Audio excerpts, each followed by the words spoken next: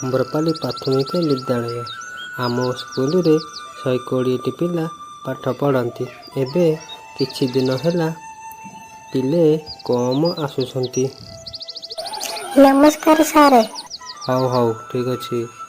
ରମେଶ, ପିଲାମାନେ ସ୍କୁଲକୁ କ'ଣ ପାଇଁ ଆସୁନାହାନ୍ତି? ସାର୍, ବାପା ବୋଉଙ୍କୁ ଘରେ ମିଛ କଥା କହି ରହିଯାଉଛନ୍ତି। ଆଉ ଘରେ କବାଡ଼ି, ଚୋର ପୁଲିସ ଆଉ ଗୁଲି ଖେଳ ବି ଖେଳୁଛନ୍ତି। ଆରେ କ'ଣ କହୁଛୁ ତୁ? ପାଠ ପଢ଼ିବାକୁ ନ ଆସି ଗୁଲି ଖେଳୁଛନ୍ତି? ହଉ ତୁ ଯା, କାଲି ମୁଁ ତମ ସାହିଆଡ଼େ ଯିବି, ବୁଝିପାରିଲୁ?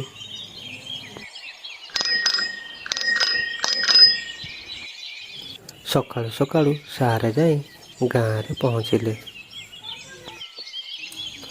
ଗାଁ ମୁଣ୍ଡ ବରଗଛରେ ଗୋଟେ ଭୂତଟି ରହୁଥିଲା। ଆରେ ହେ, ସାର୍ କ'ଣ ସକାଳୁ ସକାଳୁ ଆମ ଗାଁକୁ ଆଡ଼େ ଆସିଛନ୍ତି? ପିଲାମାନେ ବୋଧେ କ'ଣ ଦୁଷ୍ଟ କାମ କରିଛନ୍ତି, ସେଥିପାଇଁ ବୋଧେ ସାର୍ ଆସିଛନ୍ତି। ଆଉ ତାଙ୍କ ପଛରେ ଗଲେ ହବ। ସାର୍ ଯାଇ ମୁଖିଆଙ୍କ ଘରେ ପହଞ୍ଚିଲେ। ସାର୍, ଏତେ ସକାଳୁ ସକାଳୁ? ହଉ ଆସନ୍ତୁ ସାର୍, ବସନ୍ତୁ, ପରେ କହିବେ। କ'ଣ କହିବେ ସାର୍, କୁହନ୍ତୁ। କ'ଣ କହିବି ଆଉ ତମକୁ? ଆପଣଙ୍କ ସାହିର ପିଲାମାନେ ଆଉ ସ୍କୁଲକୁ ଯାଉନାହାନ୍ତି, ଗୁଲି ଖେଳୁଛନ୍ତି। ଆପଣ ଟିକେ ସାହିରେ ଜଣାନ୍ତୁ, ଆପଣଙ୍କ କଥା ନିଶ୍ଚିନ୍ତ ଶୁଣିବେ। ଏମିତି ନହେଲେ ସ୍କୁଲ ବନ୍ଦ କରିବାକୁ ପଡ଼ିବ ଯେ ଆମକୁ। ହଉ ଆପଣ ଯାଆନ୍ତୁ, ମୋ କଥା ଗାଁରେ କହିବି। ଗାଁରେ ଯାଇ ନିଶ୍ଚିନ୍ତ କହିବାକୁ ପଡ଼ିବ, ପିଲାମାନେ ଏତେ ଦୁଷ୍ଟ ହେଲେଣି। ଭୂତ ମୁଖିଆଙ୍କ ଘର ପଛପଟେ ରହି ସବୁ ଶୁଣୁଥାଏ। ହଉ, ତାହେଲେ ଏମିତି ଘଟଣା। ହଉ ଠିକ୍ ଅଛି। ମୁଖିଆ ଯାଇ ଗାଁରେ ସମସ୍ତଙ୍କୁ ଜଣାଇଲେ। ହେ ଗ୍ରାମବାସୀ, ତମେମାନେ ଘରେ ରହୁଛ ନା ନାହିଁ? ତମ ପିଲାମାନେ ଆଉ ସ୍କୁଲ ଯାଉନାହାନ୍ତି, ଖେଳକୁଦରେ ମନ ଦେଉଛନ୍ତି। ତୁମେ ଟିକେ ଛୁଆମାନଙ୍କୁ ବୁଝାଅ, ବୁଝିହେଲା? ସାର୍ ଆଜି ଗାଁକୁ ଆସି କହୁଥିଲେ।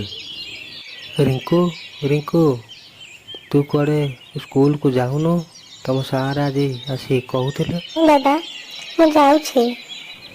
ହଉ ଶୀଘ୍ର ବାହାରେ, ସ୍କୁଲ ଟାଇମ୍ ହେଇଗଲାଣି, ବୁଝିପାରିଲୁ?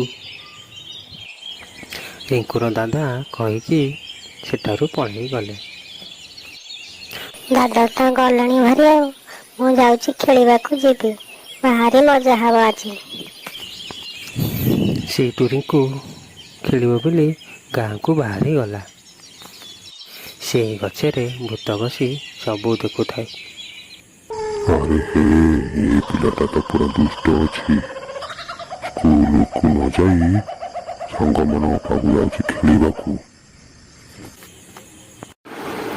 ହଠାତ୍ ସେ ପିଲାଟି ଆଗକୁ ଭୂତଟା ଆସିଯାଏ। ଆରେ ହେ, ଏ ପିଲାଟା ତ ପୁରା ଦୁଷ୍ଟ ଅଛି। ସ୍କୁଲକୁ ନ ଯାଇ ସାଙ୍ଗ ପିଲାମାନେ ସାଙ୍ଗେ ଖେଳିବାକୁ ଚାଲି ଯାଉଛି। ନାଇଁ ଆଣ୍ଟି, ମୋର ଭୁଲ ହେଇଗଲା ଆଣ୍ଟି, ମୋତେ ଛାଡ଼ିଦିଅ ଆଣ୍ଟି। ଛାଡ଼ିଦେବି? ତୁ ପାଠ ପଢ଼ିବାକୁ ନ ଯାଇ ସାଙ୍ଗ ପିଲାଙ୍କ ସାଙ୍ଗେ ଖେଳୁଛୁ, ମିଛ କଥା କହୁଛୁ। ଏଡ଼େ ଦୁଷ୍ଟ ପିଲା ତୁ। ନାଇଁ ଆଣ୍ଟି, ମୋର ଭୁଲ ହେଇଗଲା ଆଣ୍ଟି, ମୋତେ ଏଇଥର ପାଇଁ ଛାଡ଼ିଦିଅ। ମୁଁ ସେମିତିଆ ଭୁଲ କାମ କରିବି ନାହିଁ। ଠିକ୍ ଅଛି, ଛାଡ଼ି ଦଉଛି। କାଲିଠୁ ଯେମିତି ସ୍କୁଲକୁ। ହଁ ଆଣ୍ଟି, ମୁଁ ଶୀଘ୍ର ସ୍କୁଲ ପଳେଇ ଯିବି। ଆଉ କେବେ ମିଛ କହିବି ନାହିଁ, ଆଉ କେବେ ପାଠରେ ହେଳା କରିବି ନାହିଁ।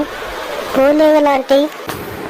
ତା ପରଦିନ ଠାରୁ ସବୁ ପିଲା ସାଙ୍ଗ ହୋଇକି ସ୍କୁଲ ଗଲେ।